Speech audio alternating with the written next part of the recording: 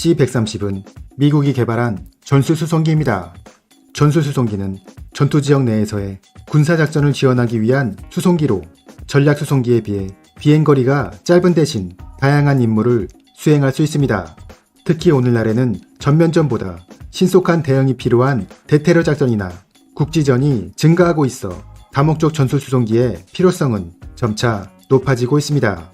C-130은 대표적인 전술수송기로 실전 배치된 지 65년이 넘었지만 지금도 다양한 파생형이 개발되어 전 세계 70여 개국에서 활약하고 있습니다. 미 공군은 2차 세계대전과 한국전쟁을 치르면서 기존 수송기들은 이착륙 능력과 수송 능력이 부족해 앞으로의 전장에서 부적합하다고 판단하고 새로운 전술수송기를 도입하기로 결정합니다. 이에 따라 미 공군은 각 항공기 제작업체에 다음과 같은 성능 요구 조건을 제시합니다. 무장병력 92명, 공수병력 64명이 탑승할 수 있어야 하며 13톤 이상의 물자를 싣고 3200km 이상 비행할 수 있어야 한다. 전투 물자를 치를 수 있는 후방 램프 도어와 공수병력을 투하할 수 있는 측면 도어가 있어야 한다. 비포장의 짧은 활주로에서도 이착륙이 가능해야 한다. 일부 엔진이 정지되어도 비행이 가능해야 한다. 이후 치열한 경쟁 끝에 1951년 록히드사가 제안한 모델이 최종 선정되었고 1954년 시제기 YC-132 첫 비행에 성공하게 되면서 본격적인 양산에 들어가게 됩니다. C-130은 기존 피스톤 엔진보다 성능이 강화된 터보프롭 엔진 4기를 장착하고 있어 비포장이나 짧은 활주로에서도 이착륙이 가능하고 18톤의 화물을 수송할 수 있으며 무장병력 92명 또는 공수병력 64명을 탑승시킬 수 있습니다. 팔레트 탑재 시스템을 최초로 실용화해 신속하고 효과적인 화물 탑재가 가능하게 되었는데 이 시스템은 현재 거의 모든 수송기의 화물 탑재 방식에 사용되고 있습니다. C-130은 날개가 동체 상부에 위치하고 있어 비행 안정성이 뛰어나고 병력이 공수 낙하하기 유리하며 후방 램프 도어가 설치되어 있어 화물도 쉽게 상하차할 수 있습니다.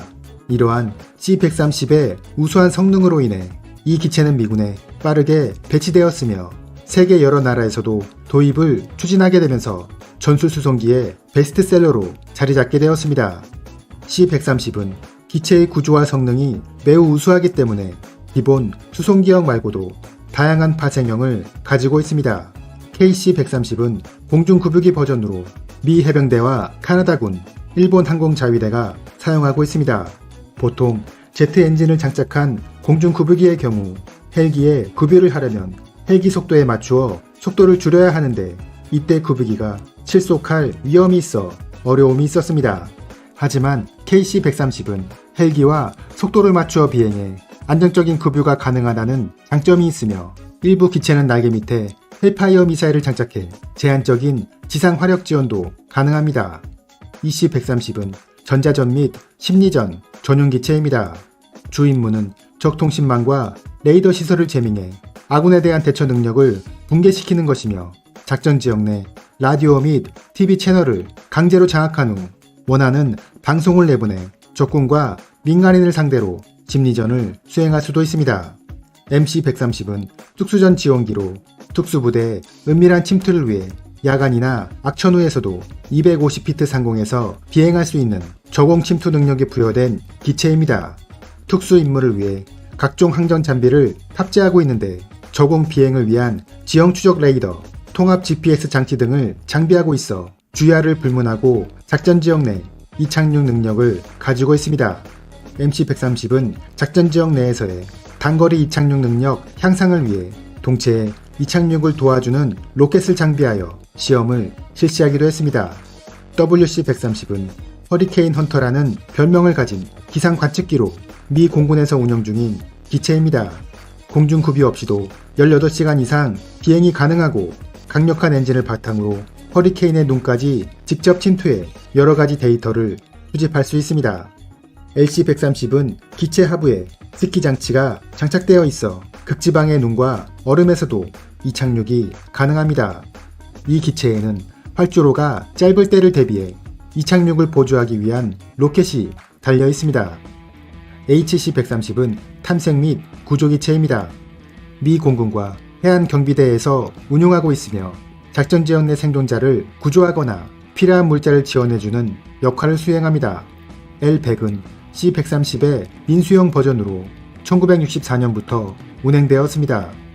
이 기체는 25시간 연속 비행에 성공해 민항기로서는 가장 오랜 시간 비행한 기록을 가지고 있으며 주로 활주로가 짧은 아프리카나 남아메리카의 밀림 지역에서 건축 자재를 수송하는 데 이용되었습니다.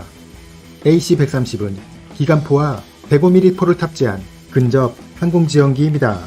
다른 지원기들은 작전 지역에 포탄 몇 발을 떨어뜨리고 바로 이탈하는 반면 AC-130은 상공을 오랫동안 맴돌면서 적에게 지속적인 공격을 할 수 있어 죽음의 천사라고도 불립니다. C-130J는 최신 개량형으로 새로운 유격 프로펠러 엔진을 채택해 출력을 29% 증가시켰고 연료 효율도 23% 향상시켰습니다. 디지털 디스플레이, 첨단 GPS, 통합 방어 시스템 등이 장착되어 있고 각종 비용 절감 노력으로 필요 승무원 수도 줄였습니다. 현재 미군은 기존 C-130 모델을 C-130J형으로 교체해 나갈 예정입니다. 대한민국 공군도 C-130 수송기를 운용하고 있습니다. 1988년 4대를 시작으로 모두 12대의 C-130H를 도입하였고 소말리아와 동티모르의 평화유지군 파병, 2003년 이라크 파병 등 우리 군의 해외 파병에 활용되었습니다. 최근에는 신형 엔진을 장착하고 항속거리와 비행고도가 늘어난 C-130J형 4대를 추가로 도입해 아프가니스탄 철수작전에서 큰 활약을 펼치기도 했습니다. 미군은 이렇게 활용도가 높은 C-130 수송기를 폭격기로 사용하겠다는 계획까지 세우고 있습니다.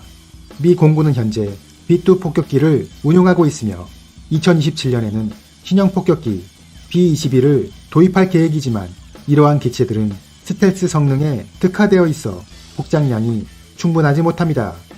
따라서 항속거리가 길고 폭장량도 많은 B-52가 여전히 중요한 임무를 담당하고 있는데 이미 노후화된 B-52의 임무가 과중되면서 이를 보완할 수 있는 대안이 필요하게 되었습니다. 그러한 대안이 바로 C-17과 C-130 같은 수송기를 폭격기로 사용하는 것입니다. 구체적인 운용 방식은 기존 팔레트 위에 폭탄을 적재하고 비행하다가 운용자가 좌표를 입력하고 팔레트를 투하하면 여기에서 폭탄이 분리되어 목표를 향해 날아가는 것입니다. 이러한 방식을 사용하면 기존 수송기에 특별한 장비를 추가할 필요도 없으며 평시에는 화물을 싣고 수송기로 이용되다가 작전 시에는 폭탄을 싣고 같은 방식으로 투하하기만 하면 되는 것입니다. 미 공군은 이미 C-130에 폭탄을 투하하는 시험을 성공적으로 마친 상태이며 이러한 계획이 구체화된다면 적은 미군의 수송기에서 화물이 투하될지 아니면 폭탄이 투하될지 알 수 없는 상황에 처하게 될 것입니다. 이제 C-130은 무인기를 위한 공중항공모함으로도 운용될 예정입니다. 앞으로의 전장은 많은 무인기가 사용될 것으로 예상되는데 이러한 무인기들을 여러 대 탑재하여 작전 지역에 뿌려주는 역할에 C-130이 활용될 것이며 앞으로는 투입된 무인기를 다시 회수하는 임무까지 추가될 것으로 계획되고 있습니다. C-130은 넓은 경납 공간을 가지고 있어 여러 대의 무인기를 실을 수 있고 무인기를 회수하기 위한 장비도 장착할 수 있어 공중항공모함으로 활용되기에 적당한 기체로 평가되고 있습니다. C-130 수송기는 우수한 성능으로 인해 수많은 파생형이 개발되었으며 지금도 계속 새로운 분야에서 이 기체를 어떻게 활용할지 연구가 진행되고 있습니다. 일각에서는 100년 동안 운용될 항공기로 B-52 폭격기, 치누크 헬기, 그리고 C-130 수송기가 손꼽히고 있습니다. C-130은 아직까지 대체할 경쟁 기종이 없으며 앞으로도 계속 발전해 나갈 다목적 수송기의 베스트셀러가 될 것입니다. 이상으로 C-130 허큘리스였습니다.